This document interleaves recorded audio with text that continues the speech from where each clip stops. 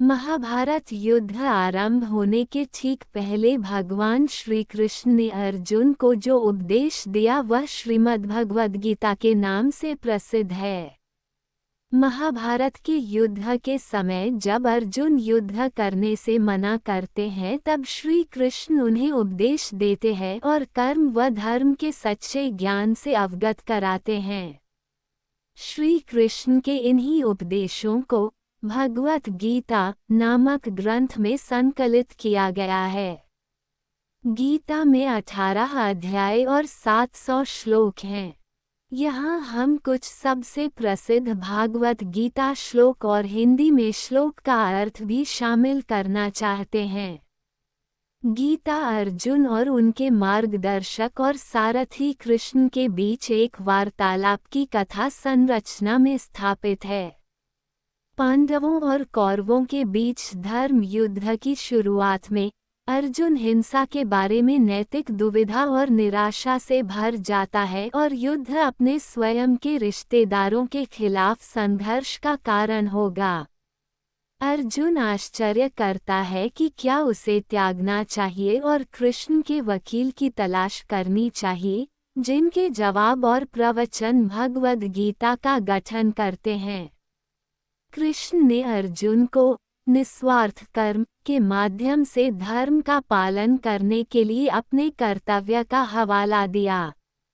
कृष्ण अर्जुन संवाद आध्यात्मिक विषयों और विचारशील मुद्दों पर स्पर्श करने वाले आध्यात्मिक विषयों की एक विस्तृत श्रृंखला को कवर करते हैं, जो युद्ध अर्जुन के चेहरे से बहुत आगे जाते हैं।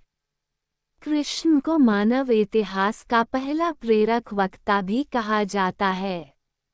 यहाँ हम कुछ सबसे प्रसिद्ध भागवत गीता श्लोक और हिंदी में श्लोक का अर्थ भी शामिल करना चाहते हैं। गीता अर्जुन और उनके मार्गदर्शक और सारथी कृष्ण के बीच एक वार्तालाप की कथा संरचना में स्थापित है। पांडवों और कौरवों के बीच धर्म युद्ध की शुरुआत में अर्जुन हिंसा के बारे में नैतिक दुविधा और निराशा से भर जाता है और युद्ध अपने स्वयं के रिश्तेदारों के खिलाफ संघर्ष का कारण होगा। अर्जुन आश्चर्य करता है कि क्या उसे त्यागना चाहिए और कृष्ण के वकील की तलाश करनी चाहिए, जिनके जवाब और प्रवचन भगवद गीता का गठन करते हैं। कृष्ण ने अर्जुन को निस्वार्थ कर्म के माध्यम से धर्म का पालन करने के लिए अपने कर्तव्य का हवाला दिया। कृष्ण अर्जुन संवाद आध्यात्मिक विषयों और विचारशील मुद्दों पर स्पर्श करने वाले आध्यात्मिक विषयों की एक विस्तृत श्रृंखला को कवर करते हैं, जो युद्ध अर्जुन के चेहरे से बहुत आगे जाते हैं। कृष्ण को मानव इतिहास का पहला प्रेरक वक्ता भी कहा जाता है। यदा यदा हि धर्मस्य ग्लानिर्भवति भारत अभ्युत्थानमधर्मस्य तदात्मान सृजाम्यहम्। चतुर्थ अध्याय श्लोक 7। इस श्लोक का अर्थ है, हे भारत अर्जुन, जब जब धर्म ग्लानि यानी उसका लोप होता है और अधर्म में वृद्धि होती है, तब तब मैं श्री कृष्ण धर्म के अभ्युत्थान के लिए स्वयं की रचना करता हूँ, अर्थात अवतार लेता हूँ। परित्राणाय साधूनां विनाशाय च दुष्कृतां धर्म संस्थापनार्थाय संभवामि युगे युगे। चतुर्थ अध्याय श्लोक 8। इस श्लोक का अर्थ है, सज्जन पुरुषों के कल्याण के लिए और दुष्कर्मियों के विनाश के लिए और धर्म की स्थापना के लिए मैं श्री कृष्ण युगों युगों से प्रत्येक युग में जन्म लेता आया हूँ। यद्यदाचारति श्रेष्ठस्तत्तदेवेत्रो जन स यत् प्रमाण कुरुते लोकस्तदनुवर्ते। तृतीय अध्याय श्लोक 21। इस श्लोक का अर्थ है, श्रेष्ठ पुरुष जो आचरण यानी जो काम करते हैं, दूसरे मनुष्य आम इंसान भी वैसा ही आचरण वैसा ही काम करते हैं। वो श्रेष्ठ पुरुष जो प्रमाण या उदाहरण प्रस्तुत करता है, समस्त मानव समुदाय उसी का अनुसरण करने लग जाते हैं। नैन छिद्रन्ति शस्त्राणि नैन दहति पावक न चैन क्लेदयन्त्यपो न शोषयति मारुत। द्वितीय अध्याय श्लोक 23। इस श्लोक का अर्थ है, आत्मा को न शस्त्र काट सकते हैं, न आग उसे जला सकती है, न पानी उसे भिगो सकता है, न हवा उसे सुखा सकती है। यहाँ भगवान श्री कृष्ण ने आत्मा के अजर अमर और शाश्वत होने की बात की है।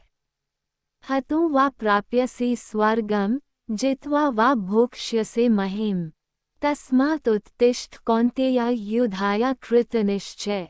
द्वितीय अध्याय श्लोक 37।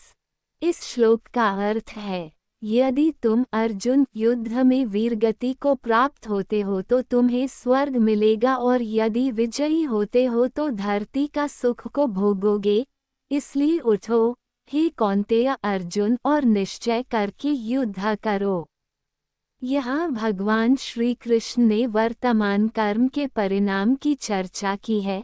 तात्पर्य ये कि वर्तमान कर्म से श्रेयस्कर और कुछ नहीं है। श्रद्धावानल लभते ज्ञान तत्पर संयतेन्द्रिया ज्ञान लब्ध्वा परां शान्तिमचिरेनाधि गच्छति। चतुर्थ अध्याय श्लोक 39। इस श्लोक का अर्थ है, श्रद्धा रखने वाले मनुष्य, अपनी इंद्रियों पर संयम रखने वाले मनुष्य, साधन पारायण हो अपनी तत्परता से ज्ञान प्राप्त करते हैं, फिर ज्ञान मिल जाने पर जल्द ही परम शांति भगवत प्राप्ति रूप परम शांति को प्राप्त होते हैं। कर्मण्येवाधिकारस्ते मा फलेषु कदाचन मा कर्मफल हेतुर्भूर्मा ते संगोस्त्व कर्मणि। द्वितीय अध्याय श्लोक 47। इस श्लोक का अर्थ है, कर्म पर ही तुम्हारा अधिकार है, लेकिन कर्म के फलों में कभी नहीं। इसलिए कर्म को फल के लिए मत करो और न ही काम करने में तुम्हारी आसक्ति हो। ये श्रीमद्भागवत गीता के सर्वाधिक महत्वपूर्ण श्लोकों में से एक है, जो कर्मयोग दर्शन का मूल आधार है। ध्यायतो विषया पुंसः संगस्तेषु पजायते संगात् संजायते कामः कामात् क्रोधोऽभिजायते। द्वितीय अध्याय श्लोक 62। इस श्लोक का अर्थ है, विषयों वस्तुओं के बारे में सोचते रहने से मनुष्य को उनसे आसक्ति हो जाती है। इससे उनमें कामना यानी इच्छा पैदा होती है, और कामनाओं में विघ्न आने से क्रोध की उत्पत्ति होती है। यहाँ भगवान श्री कृष्ण ने विषयासक्ति के दुष्परिणाम के बारे में बताया है।